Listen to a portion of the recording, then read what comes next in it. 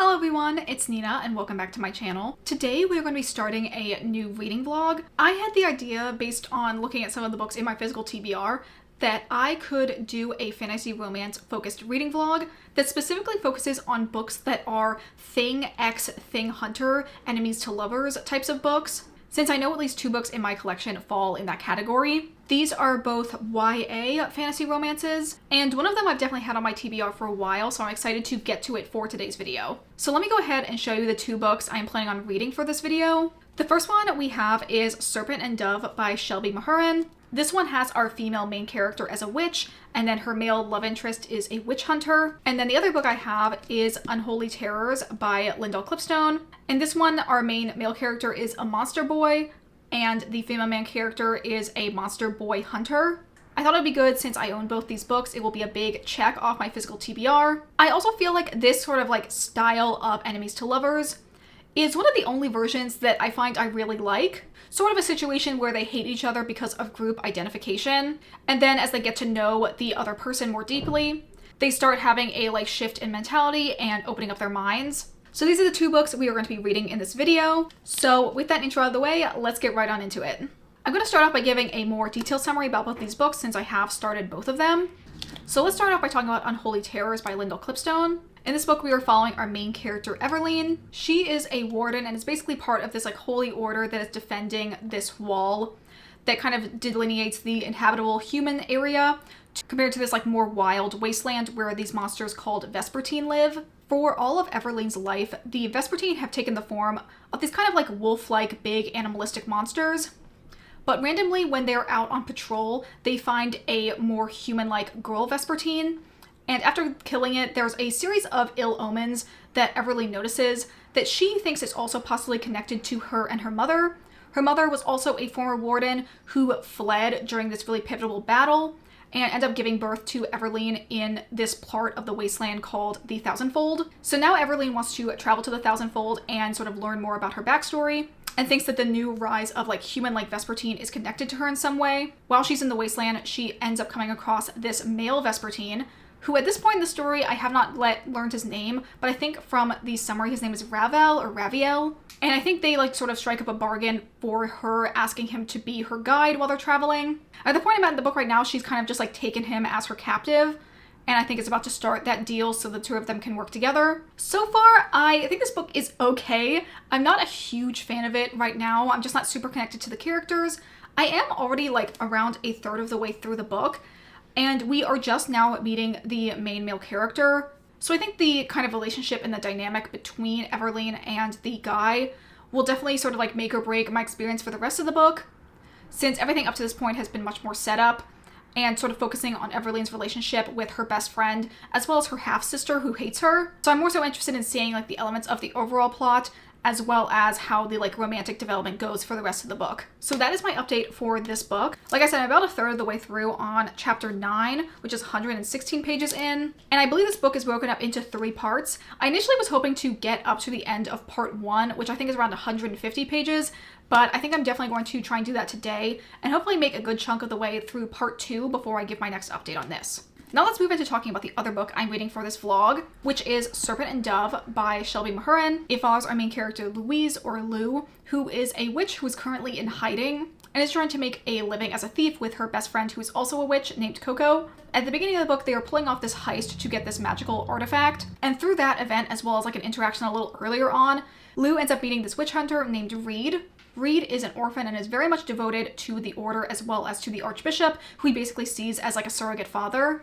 Through another kind of strange interaction, Lou and Reed end up being forced into an arranged marriage. So for the majority of the book, they're in this very much forced proximity marriage of convenience, where Lou is also hiding the fact that she is a witch and has kind of accepted the fact that she is married to the captain of the Chessers through a sort of keep your enemies closer type situation, because no one would suspect that she's a witch while she has this really powerful husband to hide behind. So that's a rough summary of what this book is about. I am going to get a little bit more into reading this, and I will come back to you soon with my first update. Okay, so I am currently exactly halfway through Serpent and Dove. Initially, as I was starting this book, I wasn't sure what the direction was going to go in for the overall plot. Right off the bat, I did find that the world building was very interesting. I was also kind of unsure in terms of like what direction the witches were going to go, in terms of like whose side we were going to be on. Are we going to see them as more evil or good? I also was initially struck with the character of Reed. I felt like there was some good stuff going on there. I really love a boy with like intense religious guilt and trauma. Definitely serving some like Frollo Hellfire energy of I have to kill the thing I'm attracted to because it is impure. And overall, as I like got more into the story and I kind of learned the crux and like everything that sort of brings Lou and Reed together, I really grew to just like love and be obsessed with their enemies to lovers. This really feels like the exact way that enemies to lovers should be done. Them just kind of like starting off with preconceptions of like why the other person is bad from their perspective, and that sort of getting in the way of them having a genuine connection. But then that slowly gets kind of like broken down over time as they start to open up to the other person and kind of realize that they were in the wrong for assuming things. I really love Lou. I think she's a great main character. I love how like brash and rude and straightforward she is. And then Reed getting very like flabbergasted whenever she acts, in his opinion, very like unwomanly. I do think that he can be a little too domineering at some parts. But at the same time, from his narration, you can really see his viewpoint and why he thinks the things he does is right, even when they're not actually. And even at the same time, while he might be harsh out loud when talking to Lou, he is very like defensive of Lou and would never want to hurt her. But so far, I'm really enjoying my time reading this. I really like the characters, and I'm super excited to see what the rest of this book holds.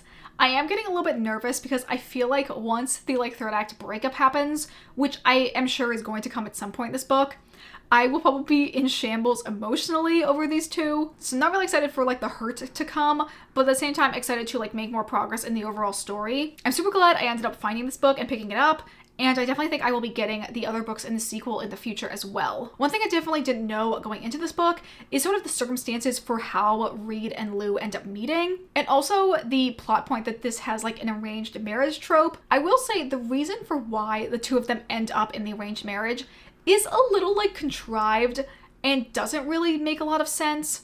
I definitely think there were other ways they could have gone about the reason for why they end up getting in their arranged marriage.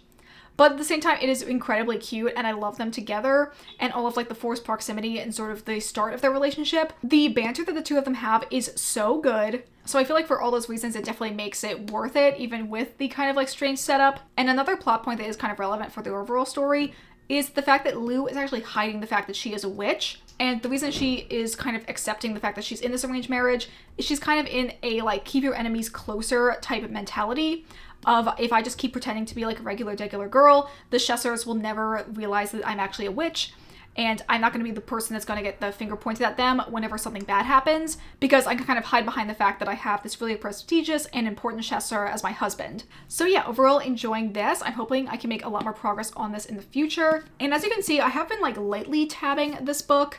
I've been mostly listening to it as an audiobook, but I have been like putting bookmarks in my audiobook for places to like go back and then try and find in the physical copy to add tabs to. So I definitely need to go back through all the sections that I read recently and just like double check and make sure I have all of my tabs put in. But that's my update for right now, and I will hopefully come back to you tomorrow or the following day with my next update. Serpent and Dove. That book's actually really good. I think you would actually like it. Yeah. The main boy, it's like a witch and witch hunter, and Ooh. the witch hunter like order is like basically the Catholic Church. Ooh. Like, he's literally like, forgive me, Father. Oh, there's literally a scene where they're like, what is it? May the spirit be with you. And in my brain, I'm like, and also with you. And they're like, and with your, and with your spirit. And I was like, classic.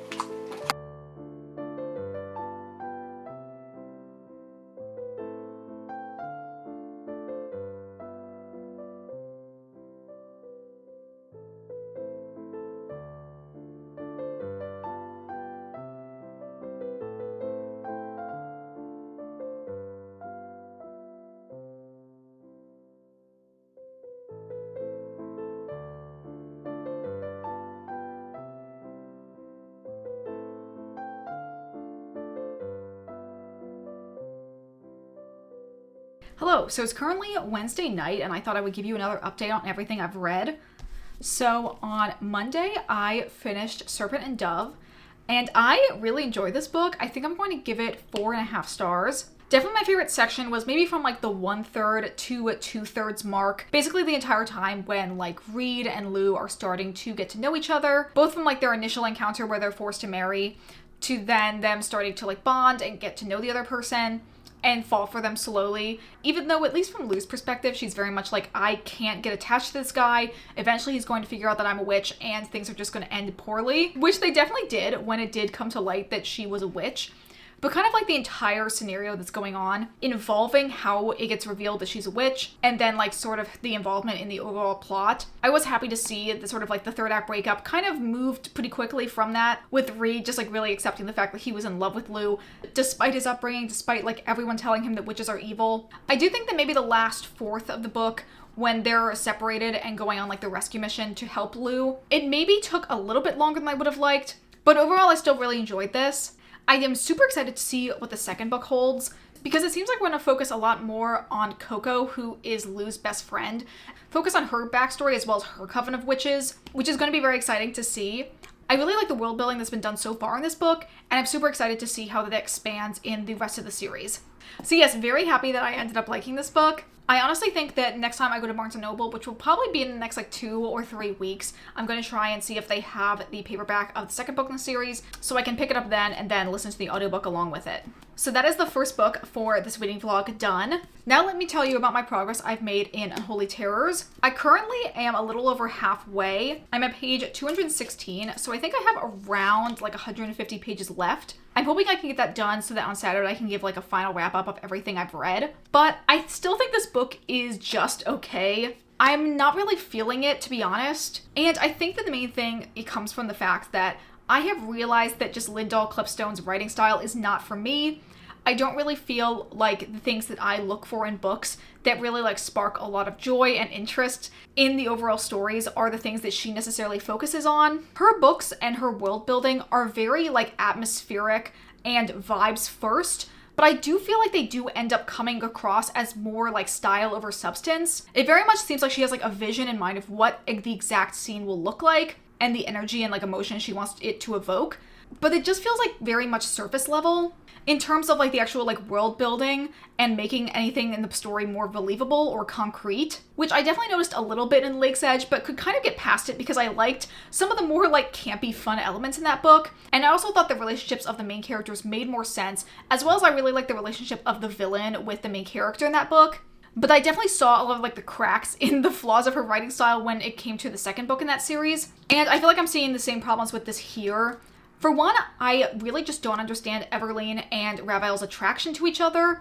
It feels like they barely talk. There's very little dialogue in this book. And I feel like that is really to the detriment of the story overall and in building up their relationship and kind of like understanding where they're coming from. I'm not normally like against Instalust or Instalove unless it has like kind of no real basis in the story, which I feel like that is what's going on here.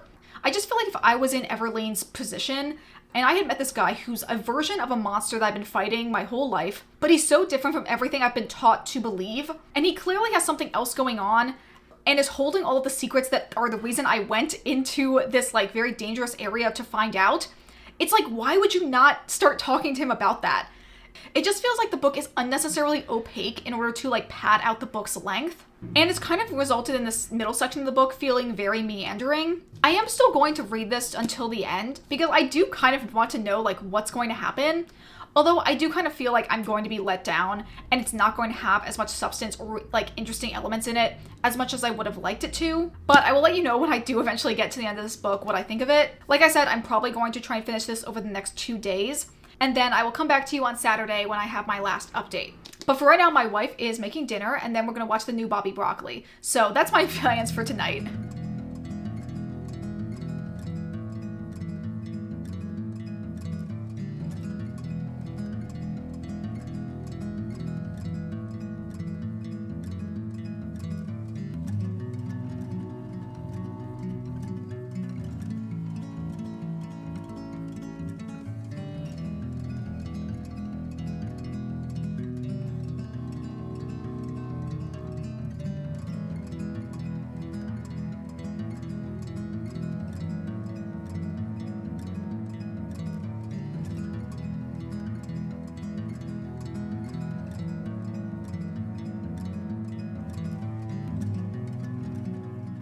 So it has been a couple days and now I figured I'd give you my final thoughts on the books I read. Yesterday on Saturday, I did finish reading Unholy Terrors.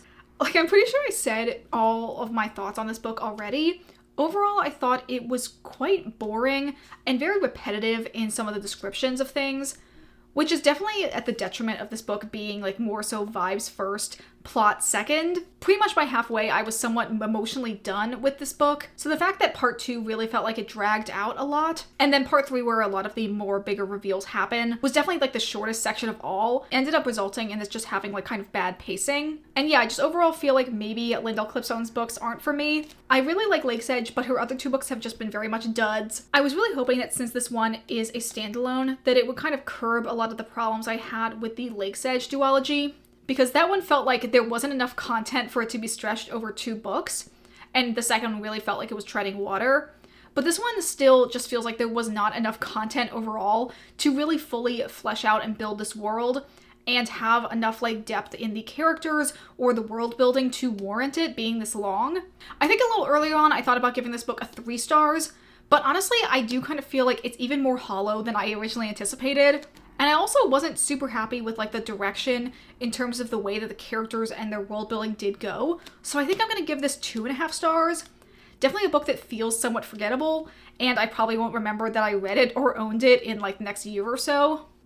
I feel like all of that was quite harsh, but I do kind of think I might be slightly in the minority here in my opinion on this book, because when I went to look on the story graph, a lot of the reviews that had like text attached often were giving this book like 4 or 5 stars.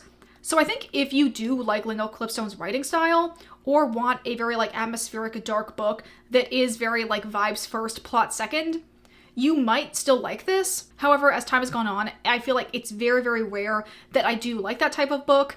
And especially now, I don't know, whatever season of life I'm in, I definitely want much more intense world building. And pretty much eternally, I'm always going to be a character-focused reader. And I feel like this one was a little bit of neither of those things. It definitely was a setting, atmosphere, and vibes-focused book. So yeah, for all those reasons, I just didn't really enjoy this one. On the opposite end of the spectrum, I did really love reading Serpent and Dove. This one definitely was very much a character-focused book with a lot of interesting plot and world building that I'm super excited to see developed on in the later books in the series. Like I said before, I give this book 4.5 stars, and I'm very excited to see what the other books in the series are like. I think next time I go to Barnes & Noble, I'm definitely going to be buying the second one. So these are the 2 books I read for this reading vlog, but that is going to be it for this reading vlog. Thank you guys as always so much for watching. If you enjoyed this video, consider liking, commenting, or subscribing if you aren't already. Consider following me on the story graph if you'd like to see my reading updates in real time, as well as following me on my Bookstagram, which is linked in the description. And that's going to be it for me today. I hope you all have a wonderful day, and I'll see you all in the next video. Bye!